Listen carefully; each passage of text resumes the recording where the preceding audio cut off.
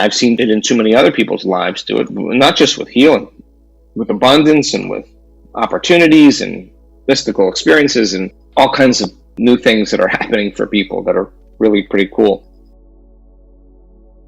Hello and welcome to the Pacific Channel, where you learn about the law of attraction, how to manifest anything you want, meditation, and more. In this video, Dr. Joe Dispenza talks about healing and how to heal yourself. He talks about how it's important to understand the why and the what of the work. And if you don't, then you can't be present during your meditation. He also talks about how important it is to feel the feeling of already being healed before it's true. And how if it's not working, you just have to keep practicing at it. And also how your job is to maintain that elevated emotional state that you got from the meditation during the entire day. And he also goes into detail about how the mechanics of feeling good first works. Without further delay, let's listen to Dr. Joe. If things aren't working for me and I'm not producing outcomes, two things are really important to me. When I get stale and I don't have those great moments, or I'm not creating in the way that I want, I always go back to learning again.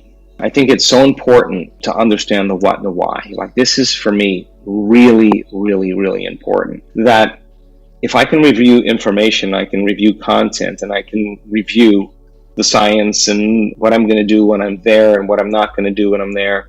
That I need brain and heart coherence to have an electromagnetic signature. Am I creating from matter instead of the field? Am I creating from field instead of the matter? How do I do that differently?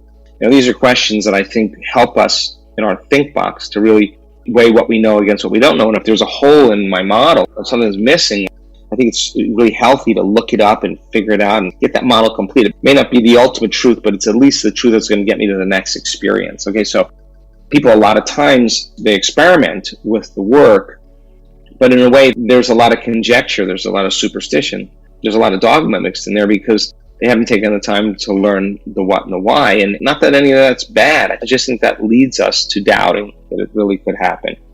So having knowledge as the forerunner to experience allows us to assign meaning to the act. And assigning meaning to the act means you turn on your prefrontal cortex, and your prefrontal cortex is really going to silence the circuits in your brain that are going to really say that you can't, or it's too hard, or this doesn't work, or whatever. The frontal lobe says silence. Right now, I got to actually think about what I'm about to do. And for the greatest value, to set an intention, right?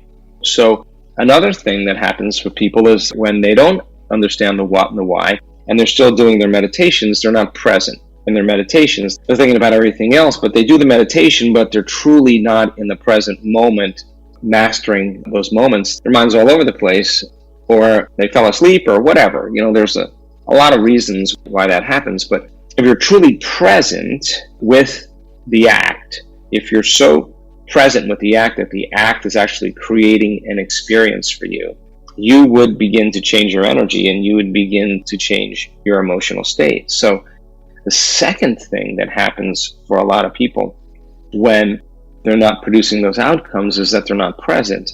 And I say to people when they say to me, hey, I did this meditation for 4 days or 5 days and nothing happened. And I say, yeah, I understand. Yeah, I've worked on certain things that might take me months to finally change my energy in the right way. And the answer is, just like anything else, you got to keep practicing. You got to get better at it. And how do you get better at it? Gain the knowledge, come to a week-long, do the progressive, get up and show up again, and make a decision when you do your meditation that this is the day where that belief that no synchronicities are happening are going to change. Take a chance, Make a decision that day when you do your meditations with a level of energy that's going to cause your body to respond to your mind that you're going to change, that you are actually going to tune into a synchronicity or an opportunity. And really do it. Instead of look for it in your day, just relax into the fact that you're open to possibility and just keep one foot in the real world and just keep another foot in that quantum world, in that realm of possibilities. And you can get better at it. And as you get good at it, you start to see those outcomes. And so I can't say it doesn't work. I've seen it in my own personal life that it does. I've seen it in too many other people's lives do it, not just with healing, with abundance and with opportunities and mystical experiences and all kinds of new things that are happening for people that are really pretty cool. We know it works. It's just that then get a little playful, get a little creative, open that heart of yours a little bit more, feel the feeling of what it would feel like in your heart if you started having synchronicities in your life and fall in love with that feeling and feel more of that and less of the feeling that nothing's happening in your life. And teach your body what that future will feel like and feel it completely, wholeheartedly, with all of your heart. And hold the intention with a coherent brain that whatever it is that you want, that you're just becoming aware of it. It already exists in this unlimited field. And feel the frequency of that thought and send the signal out from your brain. So practice evolving your experience of creation.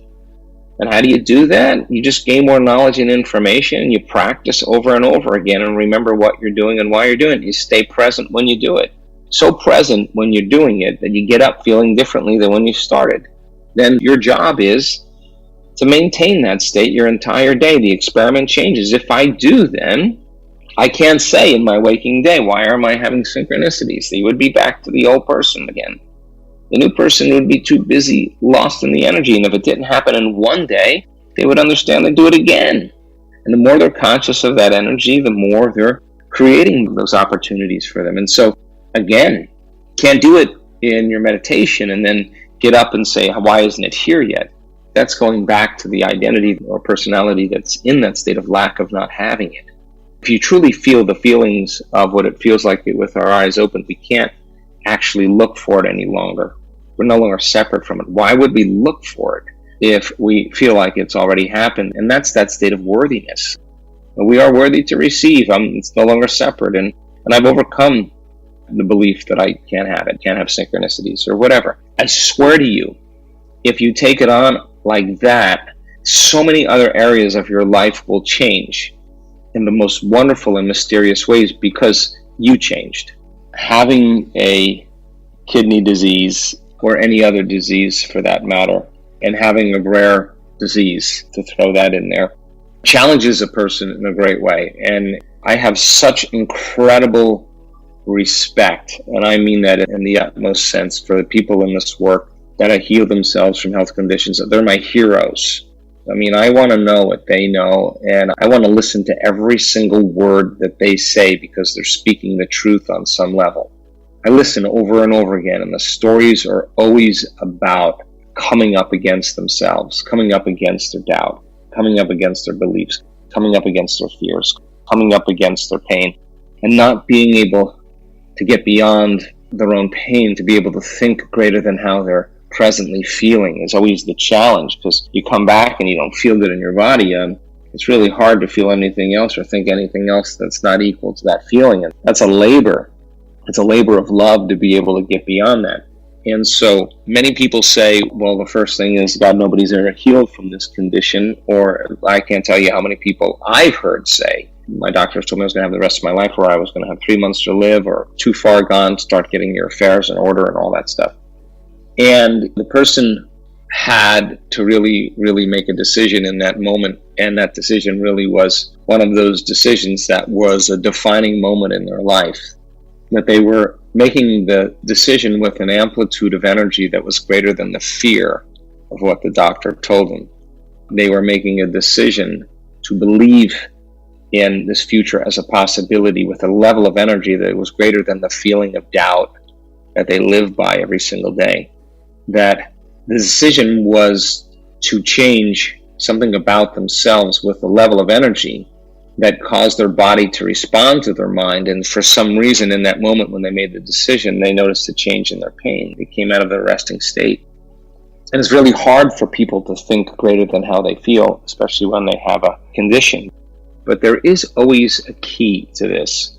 And it is a function of how we feel when something great happens to us, how we feel when we are surprised in the light of somebody giving something to us that we really like, that we really value, or something going our way in our day where you kind of nod your head and you say, God, I knew that was going to happen. That's worthy to receive.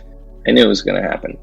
The signature of that feeling is that kind of state of gratitude, right? Its signature is you receive something that you love, or something that you really enjoyed just happened to you, or really brought you joy, just really is happening to you, or just happened to you.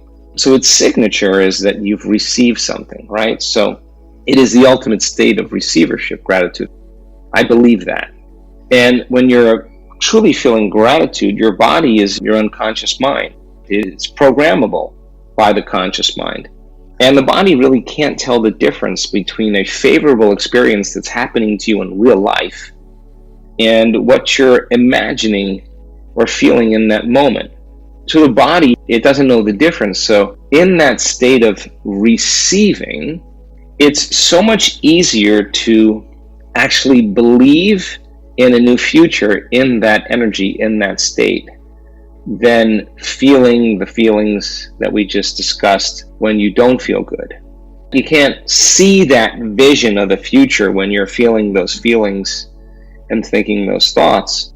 And there's nothing wrong with that. I'm saying that's reality. You got to think greater than your body. You got to think greater than your circumstances, right? And you got to keep doing that over and over again, right? So whatever we envision, or whatever we even tell ourselves, or whatever we expose ourselves to in terms of information, eyes open or eyes closed, whatever we rehearse in our mind in that elevated state, if you're truly present, then the brain and body begin to change as well by rehearsing how you would live if you could get beyond your kidney disease. What you would do, the doctor on the stage was telling us all the things she did every day in that state, the thoughts that she really, really wanted to master and thoughts she wanted to remaster. She was more prone to believe in the outcome when she was feeling those elevated feelings, because those are the feelings that connect her to her future. The feelings that she feels and the memories and the reality and what we're reminded of in terms of our body is remembering who we are still currently. But here's the cool part.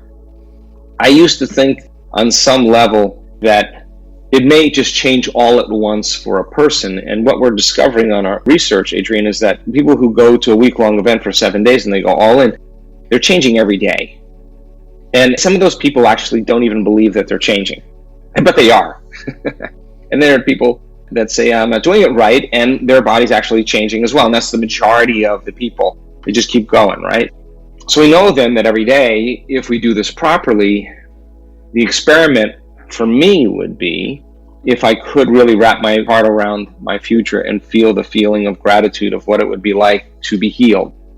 And I'm going to practice feeling gratitude to the point where I actually feel enough of it that I could actually imagine what that future would look like. I would be combining a thought and a feeling, an image and an emotion, a stimulus and response, and I would be conditioning my body into that future. And you got to keep doing it until the body memorizes that emotion, right? That's what conditioning is. It's not the body becomes the mind. The mind is now in the body from that chemical, from that thought. So then if you do that properly and you feel the feelings of your future, okay, let's just break this down, Adrian. The epigenetic model of reality says that genes don't create disease. It's the signal going to the cell that selects and instructs the genes. And it's the environment that signals the gene. Okay, so what's the end product of an experience in our environment? Well, the end product of any experience in our environment is how we feel. It's the emotion. That's the payoff. Okay, so by feeling the feeling of your future, of gratitude, of that future, and the body's believing it's in that reality, right? It's so objective it doesn't know the difference. If you're truly feeling the feeling of your future in the present moment, then it's very possible that you're signaling genes ahead of the environmental experience in three-dimensional reality. And genes make proteins, and proteins are responsible for the structure and function of your body, and the expression of proteins is the expression of life. So you could actually begin to upregulate genes that may not be the genes that heal your kidney disease, but at least strengthen your immune system and start releasing all these wonderful metabolites that start getting your body back into homeostasis and balance. That's not the end, but I would do it as an experiment just to see if any of my symptoms would change. I wouldn't be going for healing my disease. That's just like saying I'm going to run a marathon and I haven't run a mile yet. No, I'm going to see what it would be like if I truly practice this. If I notice any changes, like, hey, my back, the referred pain in my back isn't there today. Wow, that's weird. Hey, I'm sleeping a little better. Hey, I don't have that taste in my mouth anymore. Whatever it is. Hey, something's changing. Okay, now the experiment's working here. Okay. I guarantee you just need one of those. Even from my own personal experience and with my own injury, I just needed just one of those. The moment I had one of those, I was just like, just let me notice a change. Just any change, I'll take it. If there's a change, I'm going to keep doing this. And you start making those small conditionings between that thought and the feeling, you're knocking on the genetic door. And if meditation is to become familiar with, you keep conditioning your body to be mind of that future, you're going to start feeling better. And if you keep doing that every day, you're going to get better. You're going to become better. And it's not a linear process, Adrian. I can tell you, healthy people have their own challenges, their own diseases. They're just not aware of them. And a lot of those diseases are in their mind and in their heart. All of us have them.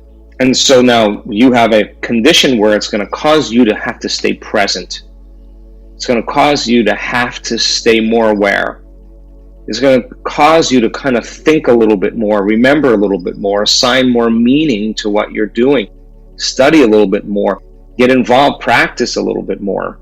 Not for the healing, but what do I have to change about myself, once again, in order for me to become healed? Okay, I doubt. Okay, now you're out of the bleachers, you're out of the stands, you're out of the stadium, you're on the playing field now. You're in the game. Okay, that's healthy. There are many people that never believed that this work could work for them. They believed it would work for everybody else. They didn't believe that they could heal. That physician on the stage this weekend taught me a lot. She just changed. She just, with the same intensity that she used to become a doctor and study and a resident and run a practice and a family, and with the same intensity that she succeeded in her life, she turned all of that in on herself. And she showed up like every day and became worthy. So it's a process. It's a process. Just look for the small wins by just saying, okay, let me review why I'm doing this. If I can't think greater than how I feel, I better start practicing feeling something else so I can think equal to that feeling. And gratitude's one of those things that really... So, according to Dr. Joe, those who have been successful at this work have done it by overcoming themselves. It's always about coming up against yourself. It's about dealing with your negative emotions and your negative programming and believing in your future and believing that it's possible to heal yourself that can cause the healing to happen. So you have to have an amplitude of energy that's greater than the fear and the doubt that you have. And you must practice the feeling of what it would be like to be healed. It's the environment that signals the genes. That's called epigenetics.